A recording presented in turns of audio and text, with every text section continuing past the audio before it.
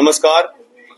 सबसे पहले मैं अपनी ST2 POJK डिस्प्लेस संघर्ष समिति की तरफ से सभी मीडिया बंधु जो आज हमें यहाँ कवर करने आए हैं उन सबका शुक्रगुजार करता हूँ, शुक्रिया करता हूँ।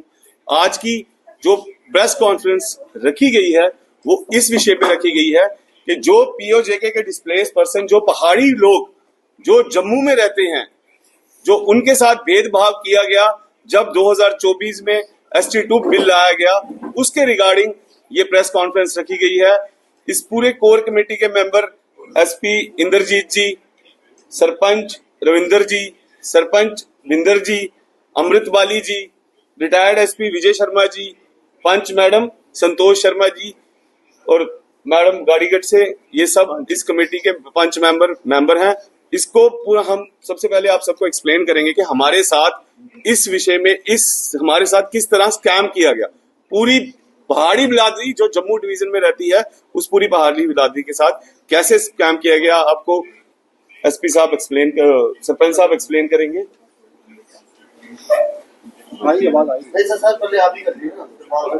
नहीं तो अंकुश राणा जी ने बता दिया है कि हमारी ST2 स्टेटस की जो लड़ाई हमारी सरकार के साथ चल रही है उस पर आज ये एक प्रेस कॉन्फ्रेंस करने के लिए हम जा रहे हैं और आपका सभी का धन्यवाद जो हमारे सदे पते पर यहाँ पर पहुंचे हैं।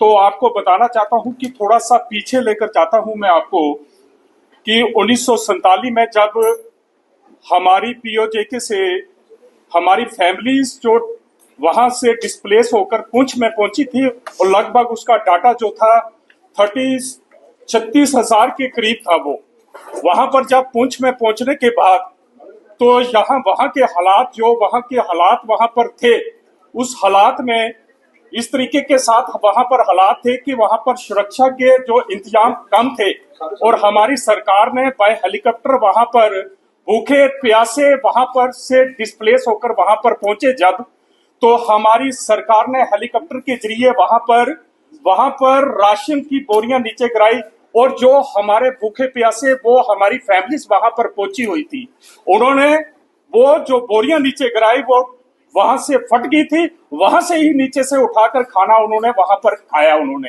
तो हम वहां से जब उन्होंने निगरोटा में जब मूव किया गया, वो हमारी जो फैमिलीज यहाँ पर आई है जम्मू में निगरोटा में आई है, उस फैमिली में तो अपनी मर्जी के साथ नहीं है, वो सरकार ने ही निगरोटा के कैंप में वहां पर 6 वार्डों में कैंप लगाया गया था।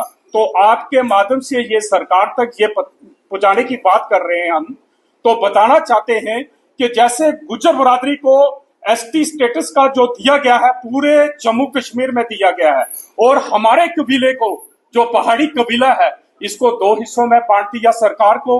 हम जम्मू कश्मीर की सरकार और लेफ्टिनेंट गवर्नर और हम दिल्ली की सरकार को ये बताना चाहते हैं कि जो हमारे साथ जो भेदभाव किया जा रहा है इस पर नजरसानी करके और इसको हमें ST2 स्टेटस जो है हमें दिया जाए। जो हमारी फैमिली से 14,000 फैमिली जो पुंछ में उनको दिया जा रहा है और कम से कम 22,000 फैमिली को हमें ये ST स्टेटस का जो लाभ नहीं मिल रहा है। यही है मेरी आज की इस प्रेस कॉन्फ्रेंस में और मेरे साथी जो है अब आगे की जो उनको जो पॉइंट है वो करेंगे। लास्ट का शुक्रिया। तो आप अपना कीमती समय निकाल करके यहाँ पे आए। कोर कमेटी का भी मैं शुक्रिया अदा करना चाहता हूँ कि जो इतनी 1.5-2 साल की मेहनत के बाद रिकॉर्ड इकट्ठा करने के बाद हम अपना मसला आपके माध्यम से सरकार के सामने पेश करने जा रहे हैं। ST2 की प्रॉब्लम क्या है वो आपको मैं थोड़ी सी विस्तार से बताता हूँ। 2014 में जम्मू कश्मीर की जो सरकार थी उसने सोचा कि हम एक रिजर्वेशन बिल लाते हैं जिसमें पहाड़ी लोगों को डालते हैं जो पसमानदा लोग हैं। 2014 में दोनों होस्ट जो थे स्टेट लेजिस्लेटिव के, उन्होंने ये मसला डिस्कस किया और गवर्नर साहब के पास भेज दिया। गवर्नर साहब ने भी वहां पे जो मसले के ऊपर नजरसानी की और उन्होंने वापस लेजिस्लेटिव असेंबली को भेज दिया ये आइडेंटिफाई करने के लिए कि पहाड़ी स्पीकिंग हम किस किस को थे, पहाड़ी स्पीकिंग कौन हो सकता है। उसके लिए जब उन्होंने वहां पे डिस्कस किया तो 4 पॉइंट उन्होंने ये वहां पे ऐड किए कि 4 पॉइंट्स पे आप स्टेट गवर्नमेंट क्लैरिफाई करें कि क्या ये पहाड़ी स्पीकिंग पीपल हैं या नहीं है। पहाड़ी क्लैन के हैं या नहीं। नंबर एक कि वो परमानेंट रेजिडेंट होना चाहिए, जो कि हम है। दूसरा कि वो पहाड़ी क्लैन का होना चाहिए, पहाड़ी क्लैन का मतलब पहाड़ी कल्चर, पहाड़ी बोलने वाला होना चाहिए। तीसरा फ्लुएंटली स्पीकिंग पहाड़ी बोलना चाहिए उसको, जो हमारी पहाड़ी लैंग्वेज है उन सुरजोरी वालों की भी हमारी भी वो बोलना चाहिए। चौथा उन्होंने कहा कि जो डॉक्यूमेंट्स आपने सबमिट करने हैं वो ये करने हैं कि आपकी 2 जनरेशन जो है आपसे पहले की वो पहाड़ी स्पीकिंग है, उनका पहाड़ी कल्चर है, सारा कुछ है। ये मसला जब स्टेट गवर्नमेंट के पास आया तो स्टेट गवर्नमेंट में मिनिस्ट्री ऑफ जो इनकी वेलफेयर थी, इंचार्ज मिनिस्टर वेलफेयर, उन्होंने ये लिख के भेज दिया कि ये पहाड़ी स्पीकिंग लोग जो है ये उसमें फॉल करते हैं सर। ये बिल नंबर 18 ऑफ 2014 उसको हम कहते हैं। 18 से लेकर 24 तक सरकार जो भी थी वो वहां पे चुप रही, कोई उस पर कोई रद्दोमल नहीं हुआ, कोई प्रोग्रेस नहीं हुई। 2024 में यूनियन टेरिटरी के सोशल वेलफेयर डिपार्टमेंट में एक ऑर्डर पास किया जिसको हम बोलते हैं SO 176/176 15/3/2024 में। उसमें क्या किया कि जो जम्मू कश्मीर रजौरी पुंछ के अलावा जो लोग रहते थे उनको भी उसमें एक किस्म का साथी को ऐड किया गया, जिनको ये कहा गया ये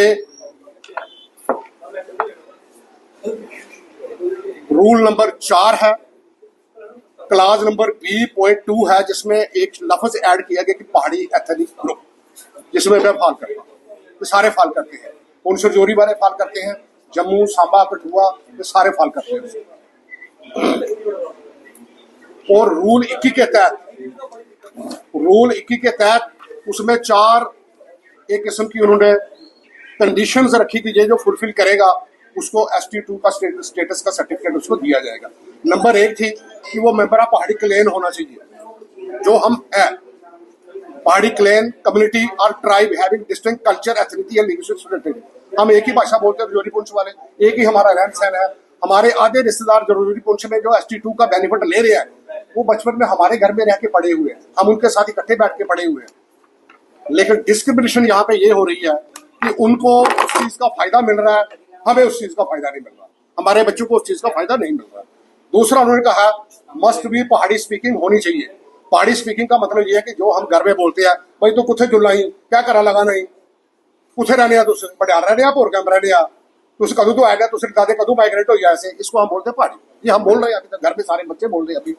तीसरा उन्होंने कहा कि आपने आधार कार्ड देना है, आइडेंटिटी कार्ड देना है या डोमिसाइल सर्टिफिकेट देना, वो सारा मेरे पास है, सब हमारे पास है।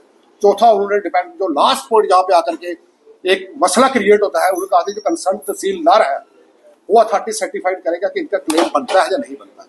बड़ी मजे की बात है मीडिया बंधु, जब हम तहसीलदार के पास जाते हैं, जैसे हमारे रविंदर सिंह ने बताया, रजौरी पुंछ में ये सर्टिफिकेट इशू हो रहे हैं, जितनी भी उनकी पॉपुलेशन है, 1 हुआ 2 हुआ 10 हुआ 1000 हुआ, वहां पे हो रहे हैं और लड़के एम्प्लॉयमेंट ले रहे हैं। जबकि हम अपने तहसीलदार के पास जाते हैं, एक बात की हमें समझ नहीं है कि तहसीलदार पता नहीं कौन सा कानून पढ़े हुए हैं, वो ये नहीं कहते कि आपका ये ऑब्जेक्शन है ना, वो कहते हैं हमें ऊपर से डायरेक्शन नहीं है।